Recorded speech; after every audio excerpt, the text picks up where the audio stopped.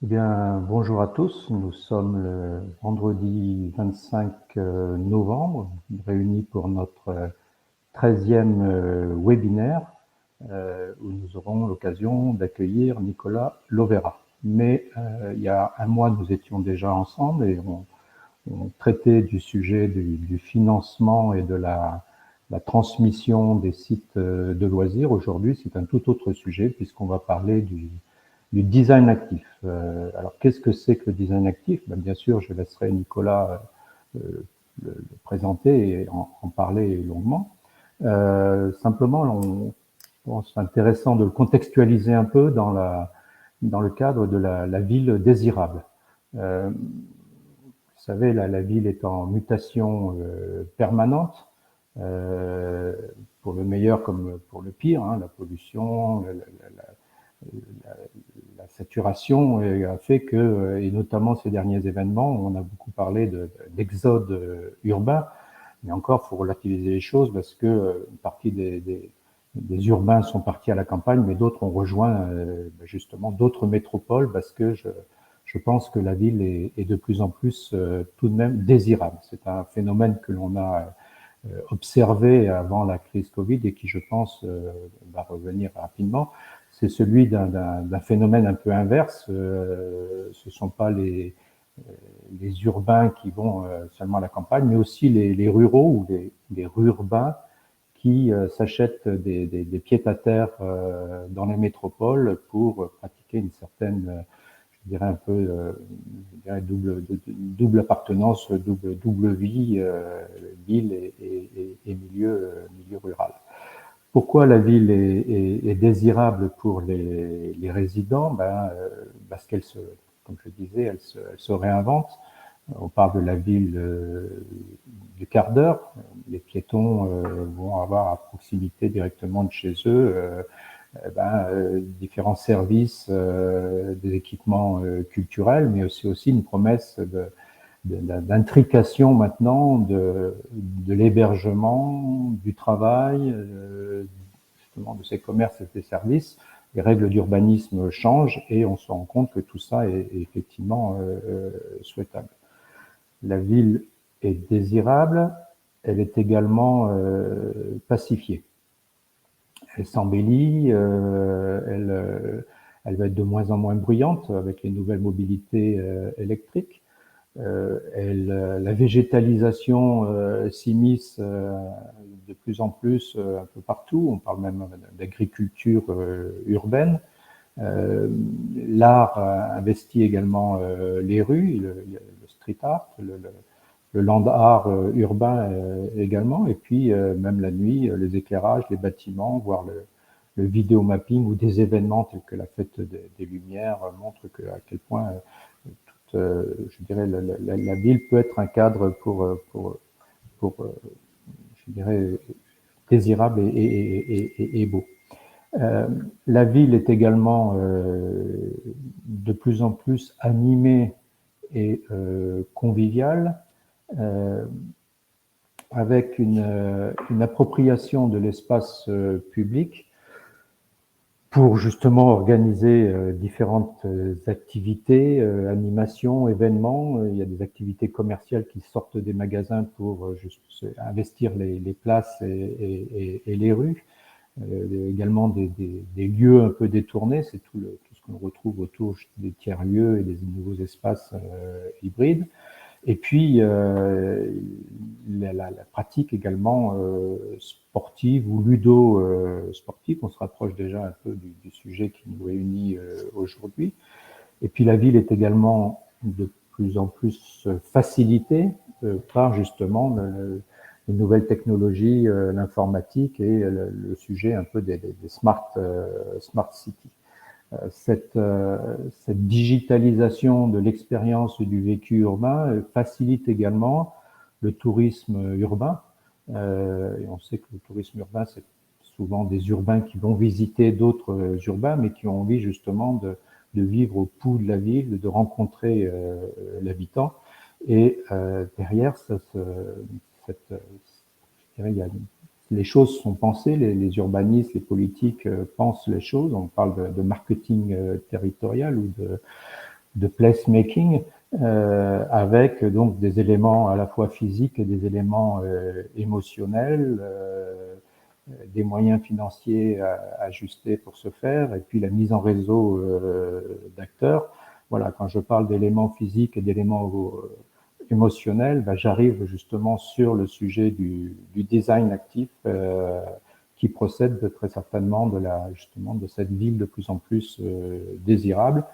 Et c'est pour ce faire qu'on est ravis de vous accueillir. On n'a jamais été aussi nombreux.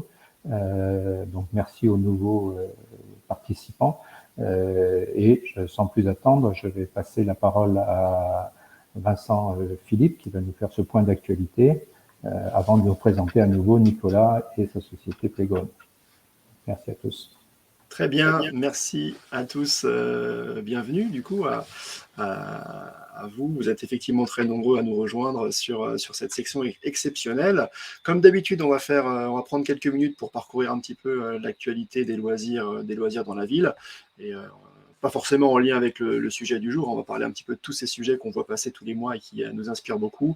Et ensuite, effectivement, on fera la transition et le lien avec les sujets design actif qui sont plus sur des sujets d'espace public, d'espace extérieur. Mais avant, on va voir un petit peu tout ce qui se passe dans l'actualité des loisirs. Je charge mon fichier comme d'habitude et on va passer en vue tout ça ensemble. Ce mois-ci, on va parler du tout nouveau parc à thème des studios Ghibli qui vient d'ouvrir à Nagoya au Japon. On ira à Londres pour voir les derniers concepts assez incroyables que nous réserve la capitale anglaise. On regardera un petit peu en France, si on arrive aussi à trouver des idées pour renouveler un petit peu l'expérience du bar à jeux. On ira en Allemagne découvrir un restaurant qui est pour le coup unique au monde. Et on se posera la question des expériences immersives, une fois que ce sont les grandes marques et les très grands studios qui s'en emparent, pour voir un petit peu ce que ça peut donner. C'est un petit peu l'amorce de quelque chose. Et on finira en transition sur le sujet un peu sportif, qui devrait plaire à notre invité du jour. On ira voir un lieu étonnant pour une salle de golf en plein Paris. Premier sujet, le parc Ghibli qui vient d'ouvrir à Nagoya. On en a pas mal parlé dans la presse. Vous avez certainement vu quelques visuels ou quelques avis de visiteurs sur le sujet. C'est un ancien parc d'exposition universelle qui vient d'être reconverti à cet usage-là. Donc c'est toujours intéressant de voir qu'on a souvent une deuxième ou troisième vie pour ce type de lieu. C'est des grands parcs très paysagers, très dessinés, qui ont connu une vie particulière avec des pavillons et qui maintenant deviennent une destination touristique sur un thème particulier. C'est un petit peu ce site Ghibli, un peu l'extension du parc, du site initial du musée Ghibli de Tokyo, qui là est pour le coup plus consacré au processus créatif, artistique du réalisateur bien connu. Là, sur le parc de Nagoya, on est plus sur un sujet d'immersion. On va vraiment recréer les décors, les inviter à les parcourir pour découvrir l'univers en taille réelle, en lien notamment avec le parc et la nature. C'est assez grand et tout le site n'est pas encore utilisé, puisqu'on n'a que 3 zones thématiques qui sont développées sur les 5 ou 6 qui étaient en projet. À noter, et c'est un point un peu particulier pour ce type de lieu, tout est réservable à la demande, et pas forcément pour rentrer dans le parc, mais pour visiter certaines expériences qui sont proposées. Ce qui peut poser des difficultés, notamment si on n'arrive pas à tout réserver au même moment, alors qu'on a peut-être un jour maximum pour la visite dans le cadre d'un parcours dans le pays.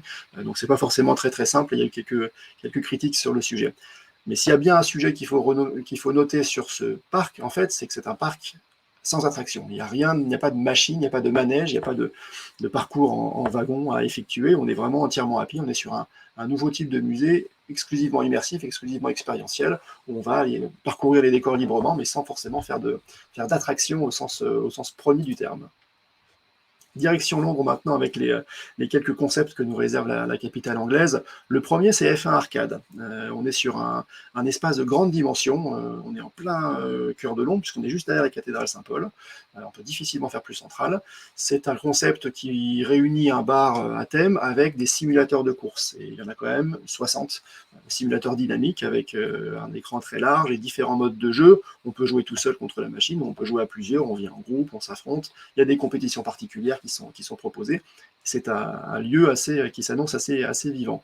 Ce qui est intéressant aussi, c'est que c'est un lieu officiel, puisqu'il y a le vrai deal avec Formule 1 pour utiliser la marque et l'événement, du coup avec une portée mondiale.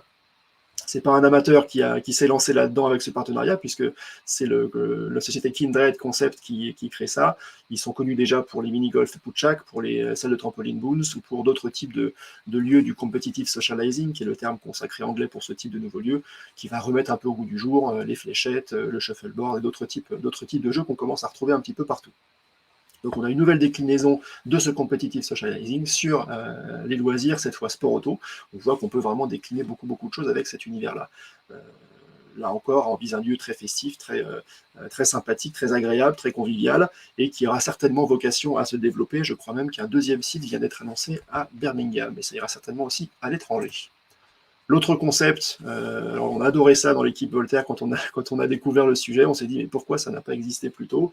Ça s'appelle Game Show Studio, c'est vraiment un jeu télé qui n'impose pas de passer à la télévision.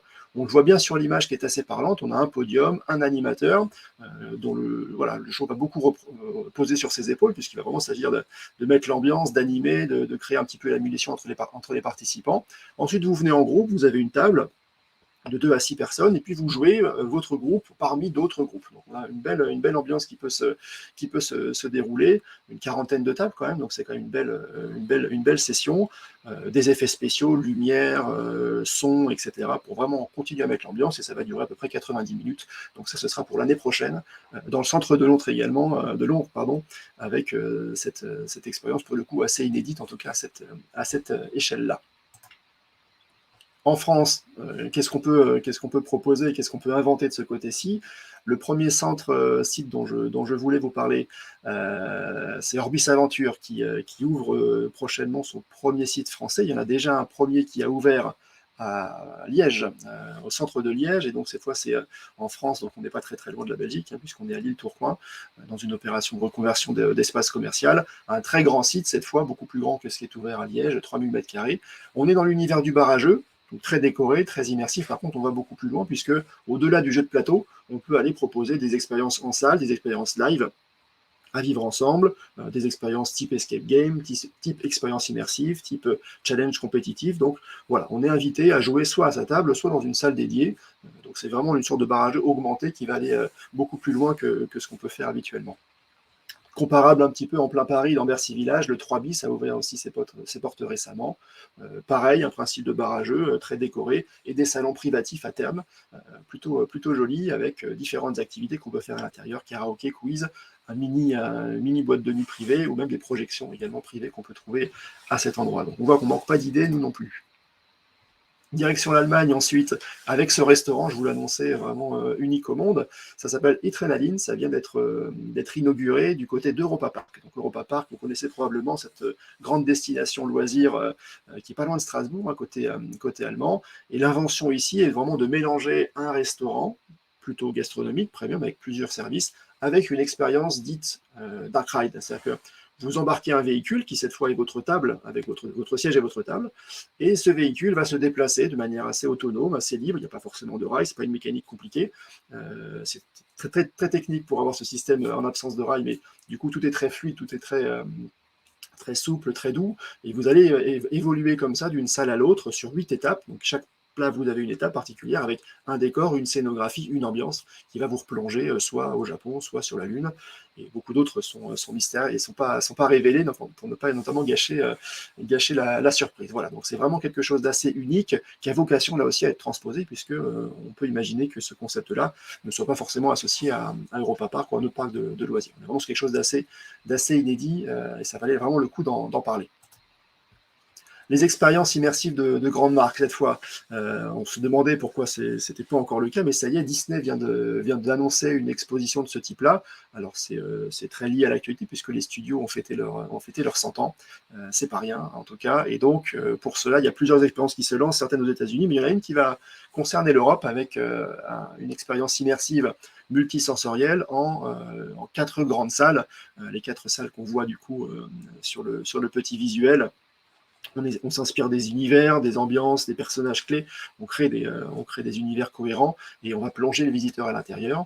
Et donc à partir de mai prochain jusqu'en septembre, 4 grandes villes d'Europe seront visitées, dont Paris, Il doit y avoir Londres et Barcelone également, je crois, pour proposer ça au public. Ce qui est un peu étonnant venant de Disney, c'est que le site, en tout cas, qui annonce l'expérience, mentionne qu'on est quand même plutôt sur une expérience recommandée aux plus de 18 ans, ce qui est assez surprenant venant de Disney qui vise vraiment toute la famille. Les plus jeunes sont bien sûr acceptés, mais pas tout seuls. Donc voilà, on attend d'en savoir un petit peu plus sur ce type d'expérience. Pour l'instant, c'est relativement. À part cette information, on n'a pas beaucoup plus. Mais c'est vrai que cette limite d'âge était un petit peu étonnante. Et un petit peu plus loin que l'Europe, à Singapour, en lien notamment avec le lancement d'Avatar 2, enfin, après de très longues années d'attente, vous avez Avatar The Experience qui vient d'ouvrir à Singapour, dans le très grand complexe Garden by the Bay, un espace assez étonnant de jardin, de parc très, très connecté, très visuel, très lumineux. Donc c'est un endroit assez naturel pour implanter cette expérience immersive sur le thème d'Avatar, qui là aussi est une vraie connexion de la nature et de la technologie. Donc voilà, donc là c'est pas plus difficile d'aller le voir, mais en tout cas c'est quelque chose qui vaut la visite. Et enfin, en transition avec le thème du jour, puisque du coup on va parler un petit peu de sport aujourd'hui, un peu d'activité, je voulais vous montrer cette salle qui vient d'ouvrir du côté de Saint-Lazare. C'est une salle de grimpe de l'enseigne Climbing District qui a déjà deux salles plutôt dans le nord-est parisien, qui vient d'ouvrir celle-ci dans une ancienne chapelle. C'est une ancienne chapelle qui a servi un temps de bibliothèque, notamment de l'Institut national pour la propriété intellectuelle. Je crois que c'était ça. Et donc on a vraiment une nouvelle identité, une nouvelle vie pour ce bâtiment historiquement religieux, une très grande hauteur qui se marie naturellement bien avec de la grimpe. On le distingue un petit peu sur le visuel, on voit que la structure initiale du bâtiment est préservée, puisqu'on a une structure métallique rapportée qui va permettre de tenir le mur de grimpe. Ensuite, on a une offre classique de voies d'escalade auto-assurée. Et donc, on a quand même un beau projet, très central, c'est l'occasion aussi de le rappeler, on est vraiment au cœur des villes, une ambiance bien particulière, et puis une offre de service qui est bien élargie, puisqu'on dépasse largement la simple pratique de l'escalade. On a de la restauration, une boutique, des espaces de travail coworking, un espace culturel appelé le social club. Donc voilà, on a vraiment une petite polarité de vie très intéressante autour de ce sport, autour de l'escalade. Et puis forcément, cette nouvelle vie de bâtiments religieux nous rappelle ce qu'on a déjà pu voir un petit peu en visuel, ce fameux skatepark en Espagne qui là aussi récupère une église avec des éléments de dessin, de design. Voilà, donc j'ai fait la transition, ça y est, on va pouvoir enchaîner sur le sujet. Avant, je vous rappelle les réseaux de Voltaire. On va mettre, dès que j'aurai terminé, je mettrai dans le chat les différents liens que vous pourrez pour retrouver les lieux dont on a parlé et pour pouvoir suivre les réseaux de Voltaire et de Funfair City. Mais voilà, sans plus attendre, je vais demander à Nicolas de nous rejoindre sur cette scène virtuelle pour pouvoir démarrer sa présentation, du coup. Et on gardera un temps important. Bonjour Nicolas, bienvenue. On gardera un temps important d'échange à l'issue de cette présentation pour discuter, poser ces questions et voir un petit peu comment on rend tout ça un petit peu concret. J'en ai fini pour cette introduction. Merci Nicolas, bienvenue. On t'écoute. Bonjour à tous, merci pour votre invitation. Je vais vous partager de suite la présentation qu'on a prévue pour ce webinaire. Donc, normalement, vous devez l'avoir à l'écran, je pense. C'est bon, Vincent, vous l'avez à l'écran, la présentation? Ah, super.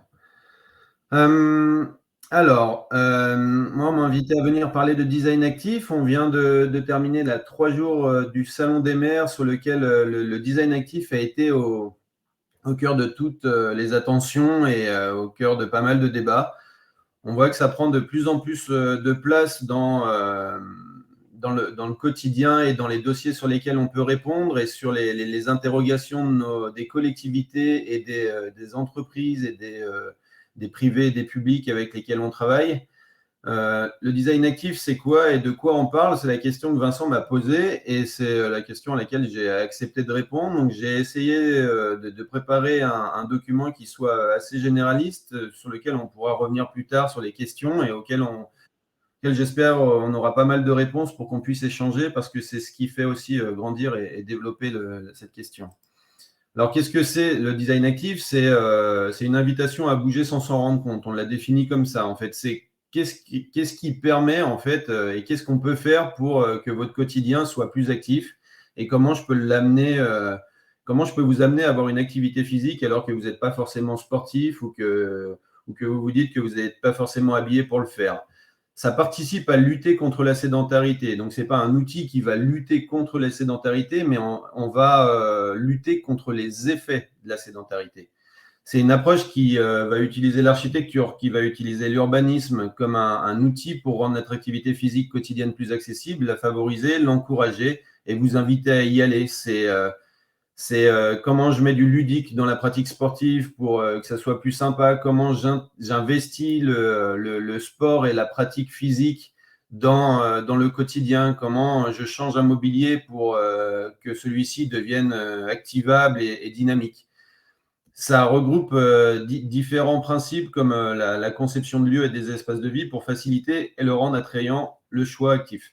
Donc, le design actif, il peut s'inviter dans la ville, il peut s'inviter dans les espaces verts, dans les parcs, dans les constructions, dans les bureaux, et en indoor comme en outdoor. Donc, c'est un outil qu'on peut intégrer à peu près à tous les projets, tous les programmes, et qui va amener cette cerise sur le gâteau qui manque parfois sur certains dossiers. En fait, ça va créer du lien.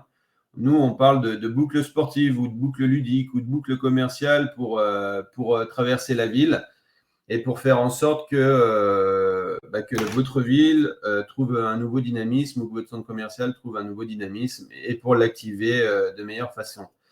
Pour y inviter les familles et les familles et des nouveaux visiteurs.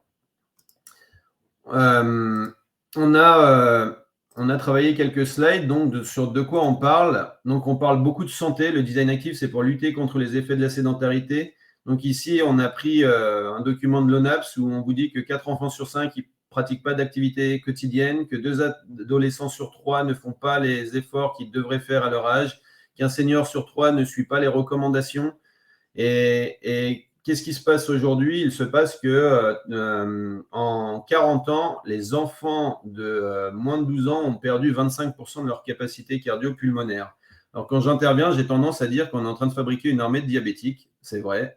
On est en train d'oublier une partie de la population qui est les seniors actifs sur les équipements qui ne sont pas encore adaptés et sur lesquels ils ne vont pas être encore assez invités à aller participer, que dans 20 ans, on a 30% de notre population qui a plus de 65 ans et que les équipements qui sont mis à disposition dans les collectivités ne sont pas à destination, qu'on a une population qui quitte l'espace urbain sportif en accès libre à partir de 12 ans, qui est la jeune femme et la femme, et qu'on ne s'interroge pas sur cette question de la mixité dans l'espace public, parce que demain, si vous vous posez la question de la mixité dans l'espace public et sportif, il y a pas mal d'équipements sportifs d'aujourd'hui qui disparaissent pour être amenés à autre chose, à proposer autre chose. Et donc, le design actif tente de répondre à ces questions-là et de participer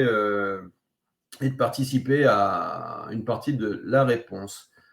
On a procédé à des titres très simples, on pourra en reparler derrière. Donc là, on parle d'accessibilité et de mobilité. Ça, c'est un schéma qui représente la ville du quart d'heure, qui est cette construction qui permet d'avoir tout accessible en un quart d'heure sur une grosse collectivité. On va parler de ville de demi-heure peut-être sur une ville moyenne, mais sur une ville comme Paris, Lyon, Bordeaux, etc. La ville du quart d'heure, c'est vous avez chez vous et vous pouvez faire votre activité commerciale, votre activité de course, vous allez à l'école à pied, etc., sans utiliser votre véhicule forcément, avec une mobilité active et en vous déplaçant tout en ayant cette activité. La mixité, c'est travailler sur des lieux qui ne sont pas à destination unique de garçons. Hier, paraissait dans Le Monde un article très intéressant sur les espaces neutres, en fait. On a pensé qu'on avait créé des espaces neutres et mixtes qui amenaient toute la population à venir partager les équipements, sauf qu'en fait, si on regarde ce qui se passe sur les équipements en accès libre, on se rend compte que très rapidement, vous avez une majorité de garçons qui intervient dessus. Je vous invite à regarder les espaces de street workout ou des terrains multisports qui existent sur l'espace public. On se rend compte, en y passant une journée, 2 jours, que les jeunes femmes, ils s'y font très rares. Et ça, pour plusieurs raisons, parce que l'équipement n'est pas forcément adapté à leurs pratiques, à leurs attentes, parce qu'il y a une question de sécurité qui peut être attendue et qui n'est pas, parce qu'il n'y a pas Il n'y a pas d'encadrement qui va permettre d'avoir une activité donc encadrée et qui va encourager la pratique des jeunes femmes, des femmes. Mais quand on parle mixité, on parle aussi mixité au niveau des âges de pratique. Sur les équipements de sport et les équipements ludiques, on a des tranches d'âge qui n'invitent pas forcément toutes les parties à venir dessus. Donc, par exemple, les seniors, on ne va pas les inviter à venir sur un espace de street workout parce que ça ne sera pas forcément adapté. Alors, qu'est-ce qu'on peut faire pour créer un nouvel équipement qui permette d'amener les gens à venir se rencontrer et à créer ce lien, et ce lien qui est un objectif du design actif. Là, cet exemple-là, c'est au Danemark, c'est un plateau sportif. Il a été demandé à des jeunes filles de réfléchir à un plateau et à ce qu'elles voulaient comme espace sportif. Et avant, vous aviez uniquement qu'un terrain de foot. Donc là, aujourd'hui, vous avez le terrain de foot. Et là, avant, vous aviez qu'un terrain de foot. Et ce terrain de foot a été transformé en un espace sur lequel vous allez avoir du breakdance, un espace où vous pouvez vous asseoir, un espace où vous pouvez pratiquer du fitness, que vous pouvez traverser allègrement, puisqu'il n'y a plus le terrain de foot qui vous empêche et qui sert de frontière, en fait, généralement au centre d'un équipement, et qui va vous permettre de rencontrer les gens. Sur cet espace-là, vous pouvez avoir différentes activités, écouter de la musique, vous sociabiliser en vous asseyant, rencontrer les gens. Ce qu'on ne voit pas ici, c'est qu'il y a aussi des sanitaires qui sont à l'arrière, et il y a toute une circulation qui a été créée autour de l'équipement pour amener d'un point à l'autre, et donc créer cette nouvelle circulation qui vous amène d'un point à l'autre et qui va relier les aménagements. Mixité. La mixité, c'est créer aussi des aménagements qui répondent et qui sont conçus en concertation avec les habitants du coin, et des aménagements. Qu'est-ce que vous voulez? Quelles sont vos attentes? Et on peut voir que quand on demande les attentes à des utilisateurs, les résultats ne sont pas forcément ceux qui étaient attendus au départ, et qu'ils peuvent être effectivement très différents. La question de la sécurité sur laquelle je suis venu là, tout à l'heure au sujet de la mixité, ça porte notamment sur cette accessibilité suivant les heures. Et là, on est en hiver. En hiver, à partir de 17h, il commence à faire nuit. Donc, les équipements ne vont plus être accessibles. Donc, à partir de 17h, vous n'allez plus aller sur ces équipements en accès libre. Ils ne vont plus être dynamiques, ils ne vont plus être attractifs. La mise en place d'éléments de lumière qui permettent très simplement, basiquement, d'éclairer des espaces en accès libre pour vous permettre d'avoir accès à cet équipement-là et vous sentir en sécurité, c'est un vrai argument d'attractivité sur un équipement, et c'est quelque chose qui est très demandé. Ça fait partie du design actif, tout comme cet aménagement-là qui, on voit que c'est quelque chose, ça c'est un exemple qui a été pris chez Engie, qui a fait ça, c'est au Mexique, et c'est des terrains de basket qui ont été transformés, qui étaient vieux, qui étaient laissés sur le côté, qui ont été totalement transformés avec un artiste local qui a fait les fresques comme on peut voir poindre en France, sur lequel il y a des panneaux solaires qui ont été mis en place pour mettre ces luminaires, pour pouvoir rendre attractif cet espace et le rendre sécurisé et dynamique et disponible à la population à toute heure. La sécurité, c'est aussi réimaginer en fait les centres-villes et les espaces de mobilité pour permettre la piétonisation et la mise en sécurité des usagers de la ville. Je parle souvent de remettre la place de l'enfant au cœur de la ville, parce que quand vous allez remettre un enfant au cœur de la ville, vous répondez à pas mal de problèmes. Si l'enfant, lui, se sent sécurisé et est en sécurité dans la ville, vous allez répondre aux soucis aussi des personnes du troisième âge ou aux mamans ou aux familles. On a des villes aujourd'hui qui ne sont pas conçues et qui sont plus conçues pour le piéton. Avant, on avait des villes sur lesquelles les espaces de trottoir étaient larges, sur lesquels on pouvait se poser, se parler. Aujourd'hui, on a un espace qui est dédié aux voitures dans les grandes métropoles, et on cherche à retravailler ces espaces-là pour que la piétonisation soit rendue prioritaire. Et ici, les exemples qui sont donnés là, c'est des transformations de carrefours où vous avez juste les circulations qui ont été retravaillées, les mises en peinture rendues aux piétons pour pouvoir rendre ces accès disponibles aux piétons et donc totalement accessibles à une autre pratique que celle de la voiture, tout en n'effaçant pas la circulation qui était déjà là et qui continue d'être là, mais juste en rendant la partie qui a été inutilisée du carrefour à la piétonisation et en la sécurisant. La chronotopie, c'est un outil qu'on va intégrer de plus en plus, notamment à cause du réchauffement climatique, notamment parce que nos usages changent et évoluent au fur et à mesure des années, mais le réchauffement climatique va beaucoup appuyer cette question-là. C'est le principe d'utiliser les équipements à toute heure. Et ce qu'on peut voir là sur les équipements ludiques et sportifs chez nous, même ailleurs, c'est que les équipements sont utilisés sur une certaine tranche d'heure, et que sur une autre partie de la journée, ces équipements-là ne sont pas utilisés. Donc, comment on fait qu'est-ce qu'on met en place pour que ces équipements-là puissent être utilisés sur toute la journée et que les équipements sportifs puissent, par exemple, un stade, un gymnase ou une piste d'athlétisme puissent être utilisés la nuit. Il y a des collectivités qui font cet essai-là de rendre disponible leur gymnase quasiment 24/24 avec une certaine autonomie. Il y a des sociétés comme SMC2, par exemple, qui ont créé Fit Arena, qui est un dispositif qui vous permet d'accéder à l'équipement quand vous le voulez avec une digitalisation de l'accès.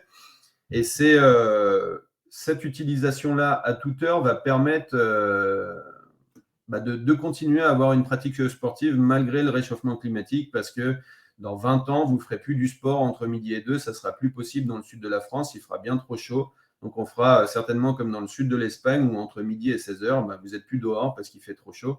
Donc, on va réinventer les usages et avec notamment ces horaires-là qui vont être déplaçables. La chronotopie, elle va aussi intégrer les bâtiments actifs. Un bâtiment, un bureau, on peut intégrer le design actif à l'intérieur en travaillant sur les escaliers, en travaillant sur les halls d'accueil ou en invitant les passants et les usagers du bâtiment à utiliser les escaliers, en les invitant à utiliser les escaliers plus que l'ascenseur, basiquement, en les invitant à venir au bureau en vélo ou en courant. Et pour cela, il faut leur mettre à disposition des sanitaires et notamment des douches pour leur permettre ça. Des choses très, très simples, mais qui font partie des choses à améliorer. Et les nouveaux bureaux là, intègrent totalement ce genre de questions-là aujourd'hui. Mais il y a tous les anciens bureaux qu'il faut rééquiper pour cela. Le bâtiment actif, c'est aussi, on retrouve aussi cette question de chronotopie, parce que un bâtiment actif, que ce soit un bureau ou un centre commercial, ou un parking de centre commercial ou de supermarché, vous avez des plages horaires où c'est totalement vide et où un usage nouveau pourrait être installé dessus. On peut avoir une surface de grande distribution qui ferme à 20 h le soir et qui, à partir de 20 h jusqu'à minuit, pourrait accueillir du badminton en plein air, de la pétanque ou un cours de yoga, ou dès le matin avant l'ouverture de différents aménagements encadrés et éduqués. Le loisir actif, c'est qu'est-ce que je mets en place pour faire jouer les enfants, les mettre en mouvement notamment et faire jouer les gens, parce que le sport, c'est avant tout un jeu. Donc, qu'est-ce que je peux faire pour que ça puisse être rigolo de participer à quelque chose? Ça, je vous montrerai une vidéo à la fin. C'est quelque chose qu'on a fait sur une ville dans l'Est de la France qui s'appelle Saint-Dizier, qu'on a accompagné sur la création du premier parcours en design actif en ville, donc, qui a été fait à Saint-Dizier et qui a reçu le Grand Prix des maires RMC. On vous montrera une vidéo à la fin. Et je voulais vous montrer cet espace-là qui est intéressant et qui reçoit aujourd'hui,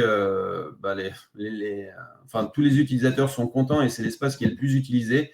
On a simplement créé une piste d'athlétisme sur laquelle on a proposé de mettre ce radar pédagogique, qui est un radar qui normalement est mis en ville pour limiter la vitesse des voitures. Et là, on l'a mis sur un poteau à côté de la piste d'athlétisme pour amener les gens à courir et à faire la course et à te challenger.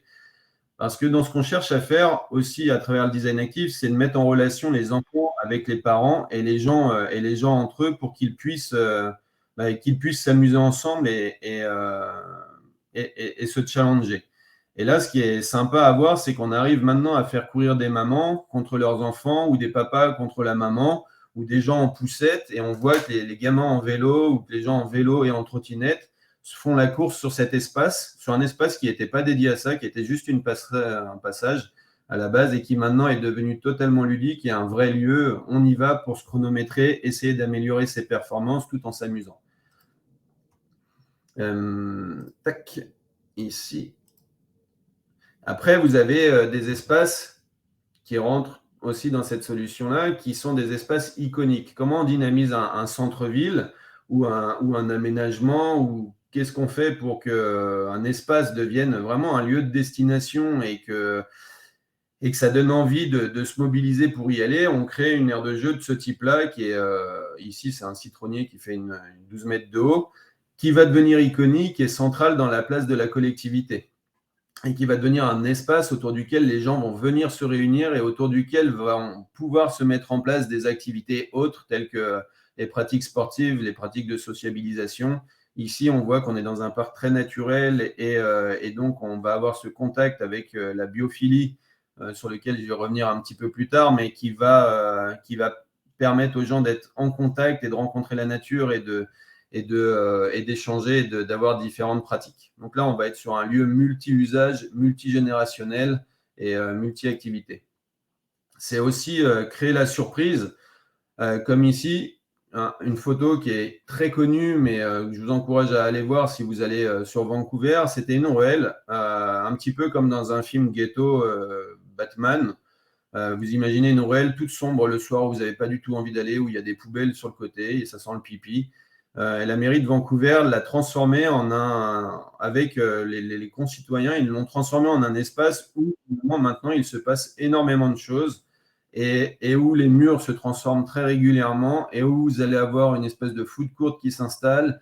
Vous pouvez avoir des films qui sont projetés sur le mur. Vous avez de la musique qui est mise en place. Donc, c'est devenu un lieu de culture, une espèce de tiers-lieu qui reste en place et qui continue d'évoluer constamment. Et vous avez d'un lieu insécurisé, vous êtes passé à un lieu de vie où les gens viennent se rencontrer. L'intégration du design actif, ça permet aussi des opérations comme celle-ci. Ça, c'était en Thaïlande, c'est une usual football field. C'est la transformation je parlais d'un ghetto avant, mais là, vraiment d'un ghetto, en fait. Vous êtes dans un espace qui était abandonné, qui servait de poubelle dans un quartier très pauvre. Et il a été transformé en un espace de jeu.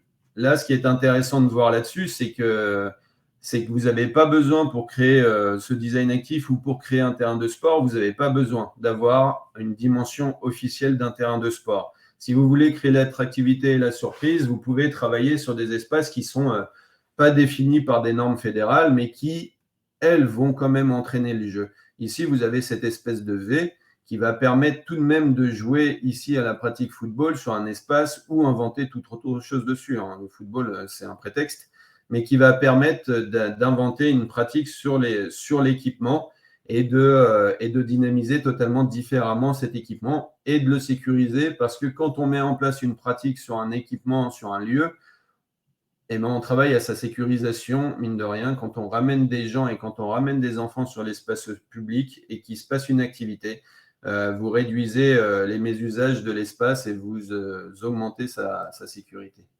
L'activité et l'activation, c'est par exemple ce banc qui est un banc qu'on a à notre catalogue chez Playgon et qui est un banc multi-activité qui se veut multigénérationnel. C'est le seul équipement aujourd'hui disponible en France qui est diplômant. C'est-à-dire que quand on l'installe, outre la digitalisation du banc, son application, sa connectivité, quand on l'installe, on vient former des coachs. On demande à la collectivité de nous mettre à disposition des coachs qu'on vient former sur l'utilisation.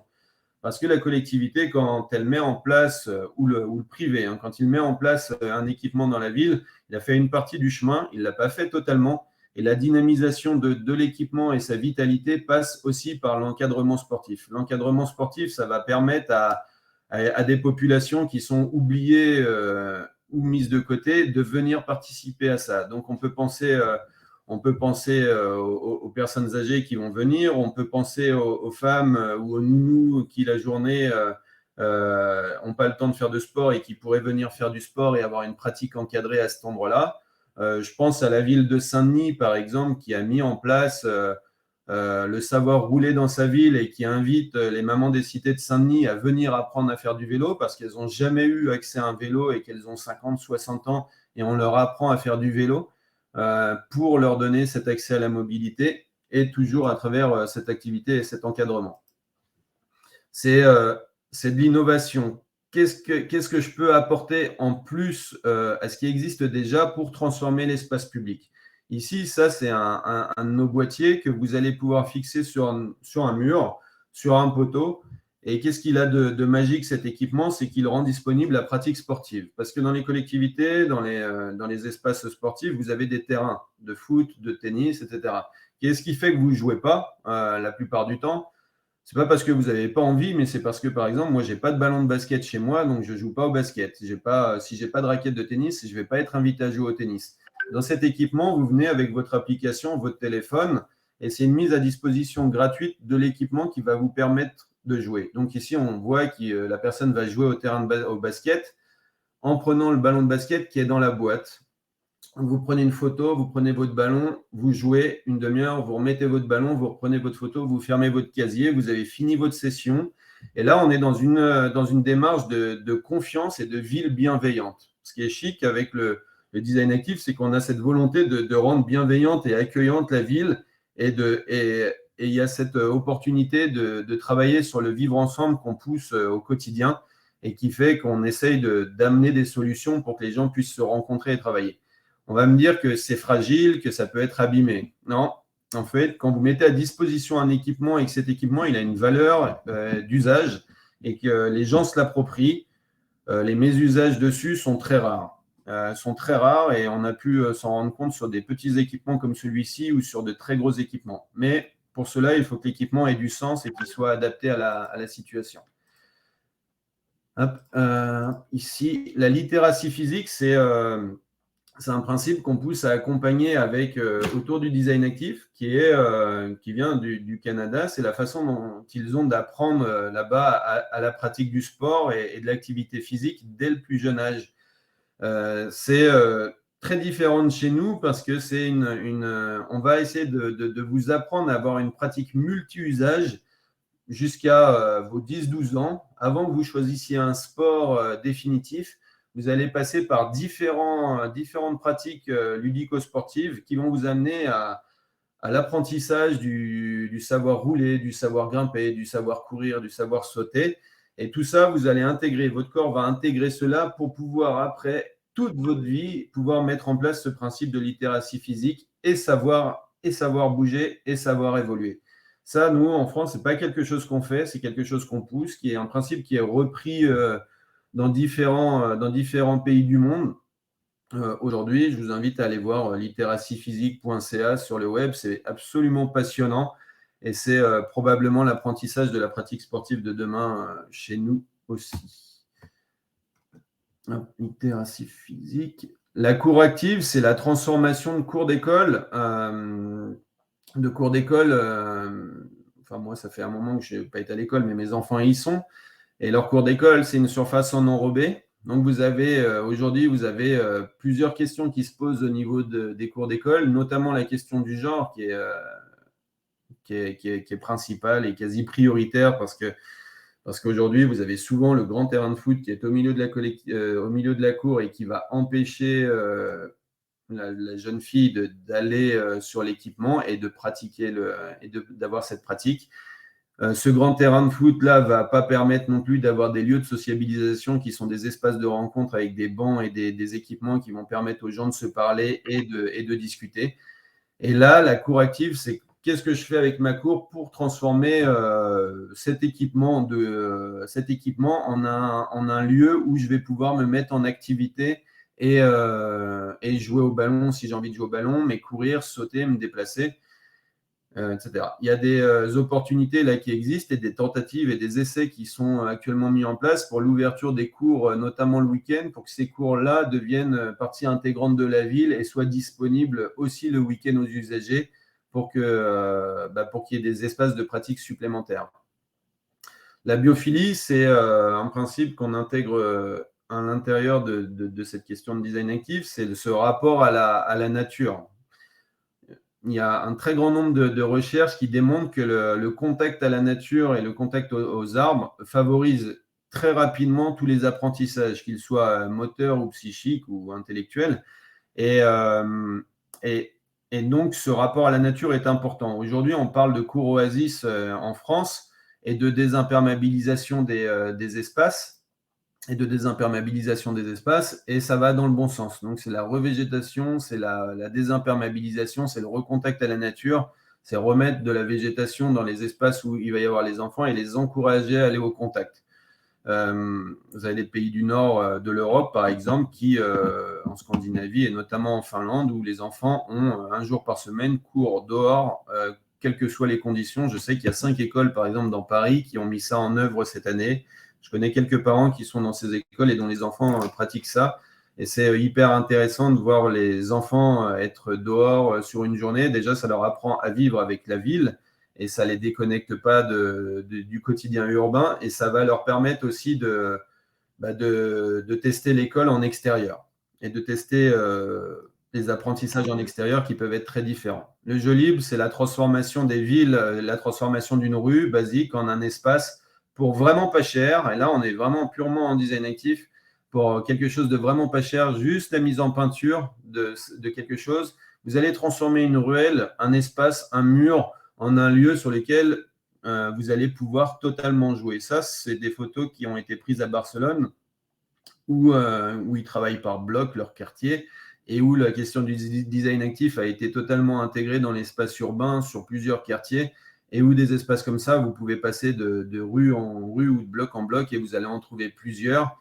Et les enfants se les réapproprient. Donc, on réinvite les enfants à venir dans cet espace et à venir s'amuser, s'extasier dedans. La rue aux enfants, c'est un principe aussi qui débarque chez nous, qui arrive petit à petit et qui se développe dans les grandes villes, sur les rues aux écoles par exemple. C'est on prend une rue sur laquelle il y a une circulation routière et on la transforme complètement en un espace ludique. Vous pouvez avoir une aire de jeu, mais après, ça peut être vraiment juste un équipement sur lequel vous allez avoir de la mobilité et avoir du déplacement. Comme cela, pour rendre ça piéton. Si on arrive à restructurer des espaces en ville pour avoir des pistes cyclables, pour avoir des espaces ludiques, on va aider à lutter contre les effets de la sédentarité parce qu'on va réinviter les gens à aller dehors en rendant attractive et attirante cette commune. Artistique, comme ici, c'est un chantier qu'on a réalisé à Vaux-en-Velin pour l'Olympique Lyonnais et Adidas et pour l'agence Rosebeef. C'est la transformation d'un espace sportif et le rendre attractif en y mettant une fresque sur un espace au milieu d'un. Avant, c'était une dalle totalement grise qui a été transformée en couleur et mise en couleur pour la rendre plus attractive. Autour de cet aménagement-là, il y a un tissu associatif qui a été mis en place avec un encadrement pour permettre justement aux jeunes filles de venir sur cet espace-là et avoir cette pratique. C'est l'OL Fondation qui est derrière ce sujet-là. Et c'est notamment avec les équipes de l'Olympique Lyonnais filles et femmes que ce projet a pu avoir lieu. Et c'est assez passionnant de voir qu'une fondation peut se mettre en relation assez facilement avec le tissu associatif local pour permettre à une population qui n'avait pas accès facilement à l'équipement auparavant d'y avoir accès dans une pratique encadrée. Et on enjolive le quartier qui était un petit peu gris par un espace très coloré. Créatif, c'est aussi créer des espaces qui peuvent être ludiques, comme ici. C'est à la sortie de New York, sur un petit village qui avait absolument pas de visiteurs. Et le maire, un jour, il a décidé de demander à un artiste de travailler un skatepark très, très graphique. Et là, c'est une espèce d'énorme poêle à frire avec un bout de bacon au milieu et des œufs à cet endroit-là, qui est en fait un skatepark. Il faut savoir que ce lieu-là, par exemple, est devenu un lieu hyper Instagrammé et que les gens se déplacent en voiture pour venir sur le site. Et s'ils se déplacent en voiture pour venir sur le site et si c'est bien fait après sur la collectivité d'à côté, on arrive à avoir cette boucle commerciale, on attire les gens, on va faire vivre les magasins, on va faire vivre les boutiques locales. Les gens vont s'arrêter pour prendre un sandwich, manger, découvrir la ville qu'ils n'auraient jamais traversée avant qu'il y ait cet espace design actif. Et c'est aussi la promotion active des équipements qui sont mis à destination de la ville.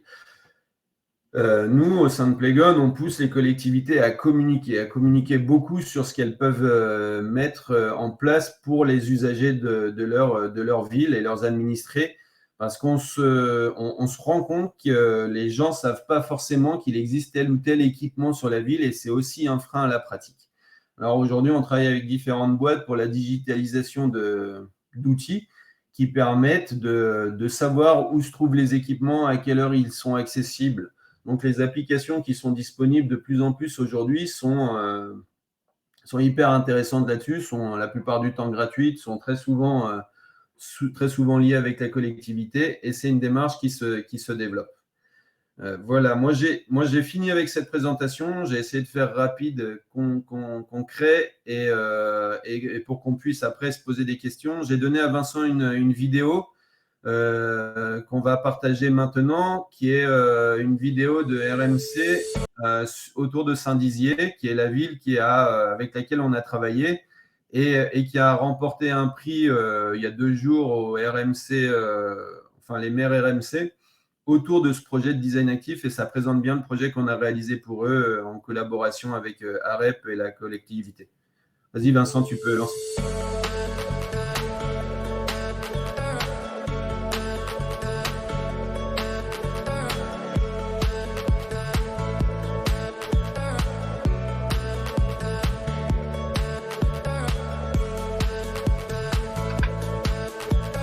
L'idée de ce projet vient vraiment d'une rencontre extraordinaire avec l'organisation des JO de 2024. Nous, ce que nous voulons, c'est être une ville héritage des Jeux Olympiques.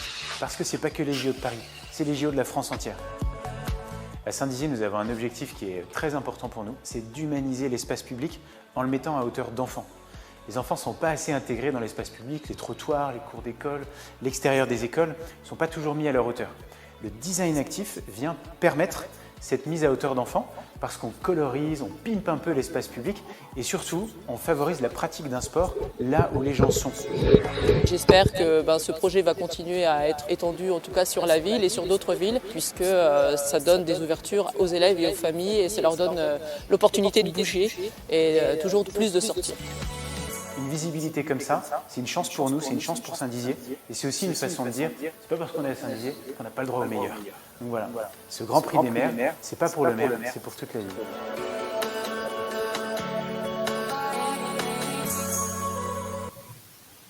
Et là, ce qui est important ici, c'est qu'effectivement, ils ont fait ça et ils ont eu le Paris 2024 qui a pu se déplacer.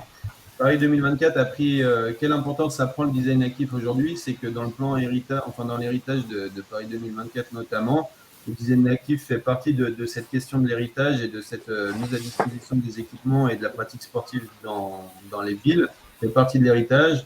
On a aussi l'Agence nationale de la cohésion des territoires, l'ANCT, qui a pris en main cette question du design actif et on voit que ça intègre de plus en plus d'appels d'offres et de cahiers des charges et que cette question est de plus en plus encadrée sur la transformation de berges, de voies, de circulation, de centre-ville, etc. Donc c'est assez central, c'est en plein développement, en plein boom et je vous invite à aller à chercher à lire des choses dessus parce que c'est totalement passionnant et c'est très collaboratif et on attend vos échanges et vos questions pour pouvoir répondre. J'ai fini. Très bien. Merci beaucoup, Nicolas, pour ces inspirations. Alors, on prend les questions du public. Thierry, tu avais quelque chose éventuellement à juste remercier Nicolas, parce que comme toujours, on apprend plein de choses. C'est vraiment l'intérêt de ces webinaires. On croit connaître un tout petit peu le sujet et on voit à quel point on en apprend et à quel point ça ouvre des perspectives, y compris pour nos propres sujets, nos propres clients. Là, j'ai pris la mesure de à quel point tous ces équipements sont instagrammables à l'époque de une société d'image, c'est très important. Et surtout, c'est-à-dire on développe un cadre qui permet à chacun d'inventer le champ des possibles et ça, c'est formidable. Mais passons aux questions. Alors, on avait une première question de Sébastien sur est-ce qu'on peut résumer le design actif avec cet engagement des gens, enfin, pour les gens d'aller vers une activité sportive. Est-ce que c'est une bonne définition? Oui, ça peut effectivement être une définition. C'est notamment la définition que Quentin Brière, le maire de Saint-Dizier, a aussi donnée. C'est inviter les gens à bouger. En fait, c'est ça la définition. C'est les mettre en activité. Même si c'est des micro-mobilités, mais des micro-activités, c'est toujours ça de plus que si vous faites rien et c'est important pour lutter contre les effets de la sédentarité.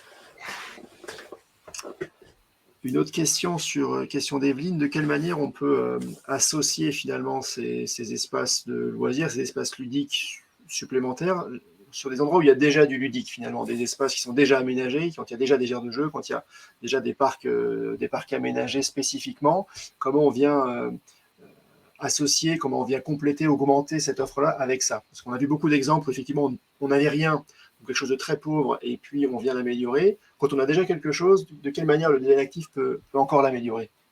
On avait, dans les photos qu'on a montrées, on n'avait pas d'exemple de ce type-là, mais ce qui est bien avec cette solution-là, c'est que ça peut ne pas coûter très cher et que qu'on vise à utiliser le déjà existant et le déjà en place pour le transformer. Donc, sur une aire de jeu qui est déjà existante, il va suffire de transformer peut-être les sols pour amener autre chose et des parcours dessus. On va mettre probablement des affichages et des panotiques qui vont amener à utiliser les équipements différemment ou avoir des jeux sur les circuits et sur les circulations qui sont dans le parc. On va peut-être ajouter juste des éléments bas qui ne vont pas coûter très cher et qui vont permettre aux enfants de créer moult jeux dessus, parce que ce qui est vraiment hyper intéressant aussi avec ça, c'est qu'on n'est pas obligé de créer une aire de jeu ou un équipement sportif pour que les gens bougent en fait, et qu'on peut leur laisser l'imaginaire faire et les inviter à créer par elles-mêmes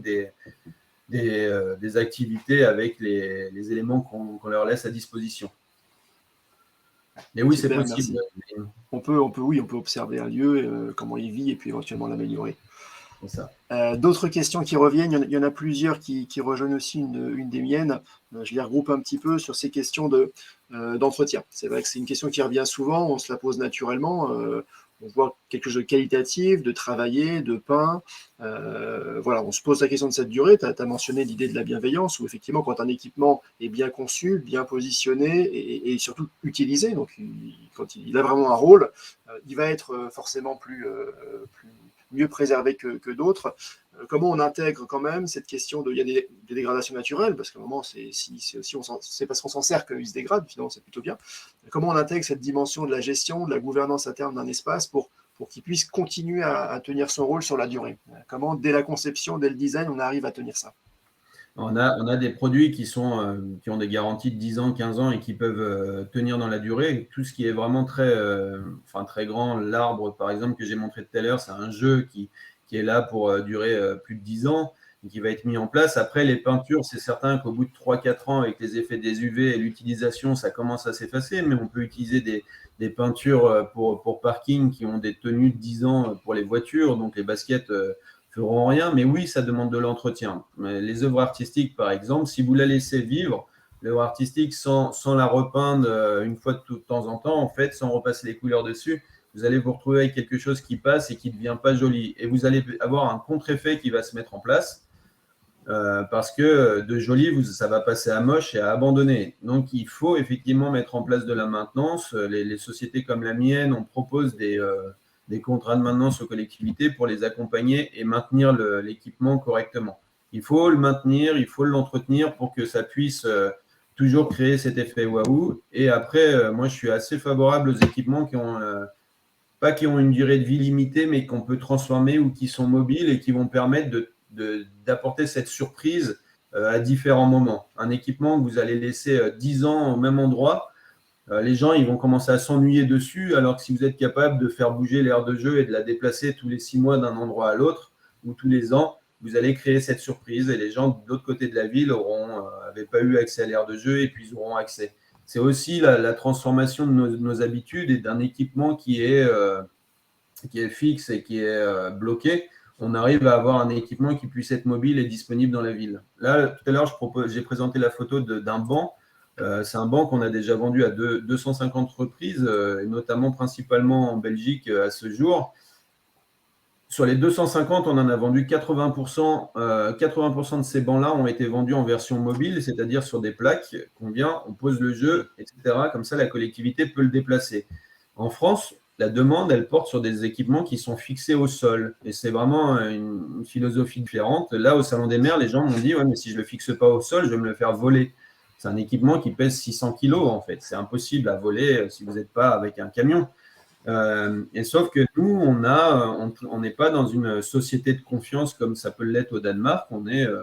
J'ai tendance à dire qu'on est dans une société de défiance, et le design actif peut permettre de juguler ça et d'aller vers cette société bienveillante où les choses sont mises à disposition et où chacun fait attention à l'espace urbain et en proposant des choses malignes. Voilà. Mais oui, ça demande de l'entretien, de la maintenance. Il ne faut pas se mentir, les peintures, ça s'abîme et il faut les entretenir pour que ça reste beau. Nicolas, j'espère qu'on est dans une société qui va de la défiance à la bienveillance et qu'on est en transition et on a envie de cela en tout cas. Avant l'entretien, comment procèdes-tu par rapport au sujet du cadre réglementaire des aires de jeu, des normes qui sont particulièrement, je dirais, drastiques en matière de sécurité, d'hygiène, etc. À partir de quand on est vraiment dans un cadre spécifique normé d'aire de jeu et à quel moment on est dans une aire de jeu qui ne dit pas son nom et qui donne une pratique libre. Voilà, ça nous intéresse d'avoir ton point de vue là-dessus. C'est ce qui est amusant, c'est un levier qu'on peut utiliser nous dans nos aménagements, c'est qu'on peut créer une aire de jeu sans que ça en soit une. S'il y a des parcs paysagers, on met en place des rochers, des troncs qui vont être installés.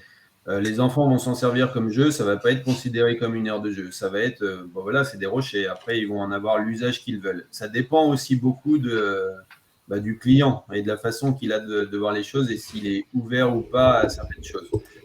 Moi, j'habite pas très très loin finalement de Fontainebleau, et à Fontainebleau, il y a des rochers. C'est un espace de jeu incroyable pour la mobilité et pour l'escalade. Voilà, c'est là. Il n'y a pas de carte qui dit attention, c'est un mur d'escalade sur l'équipement, chacun fait attention. Ce sont des équipements, on a des équipements qui sont normés, là, comme le grand arbre, comme le banc, qui répondent à des normes. Il y a la norme de fitness en accès libre, qui répond à la norme des aires de jeu, qui répond qui répondent aux normes du parcours, et qui sont des jeux qui sont normés. Mais après, on peut utiliser des aménagements paysagers pour inviter les gens à bouger.